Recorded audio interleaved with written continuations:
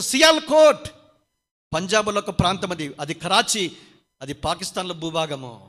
సియాల్కోట్కి ఎంట్రన్స్కి వెళితే గవిని దగ్గర కూర్చున్న వాళ్ళు, ఏం చేయడానికి వచ్చావు నాయన అన్నాడు. సువార్త చెప్పడానికి నవ్వుకున్నారంట, పక్కపక్క సిగరెట్ తాగుతూ మాట్లాడుతున్నారు. ఊరికి టైం వేస్ట్ చేసుకోవాకు, ఎవడిడ జనాలు మారరు, నీ కొద్ది నువ్వు ఏదైనా చెప్పుకొని పో, ఊరికి టైం వేస్ట్ అంటే ఇట్లున్నారని. వారము దినాలు తినలేదండి, తిండి తిప్పలు లేకుండా ఉపవాస ప్రార్థనలతో గడిపితే చివరి రోజు ఒకటే ప్రార్థన చేశాడు, నేను వెళ్ళిపోతున్నా,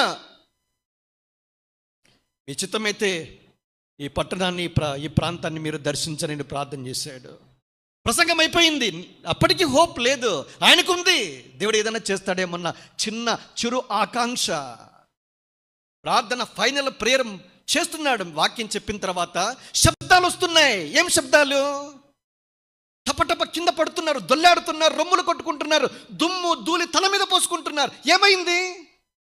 రొమ్ములు బాదుకుంటూ పాపముల విషయంలో పశ్చాత్తాపడుతున్నారు. ఇదే సందర్భంలో కోయిన్సిడెన్స్ ఏంటంటే, రైతులు పొలాల్లో గేదెలు కాస్తూ పొలాలకు పంట పెడుతూ ఉంటే ఆకాశము నుంచి ఒక అగ్ని కురిసినట్లుగా దైవజనుడు భక్సింగ్ గారు కూడా చెప్పాడు. అదే టీ కోశ గారు కూడా చెప్పారు.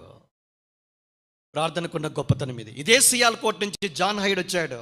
ఆయనకంటే ముందు భక్సింగ్ గారి కంటే నేర్పించారు పితరులు. నేర్చుకోవాలి.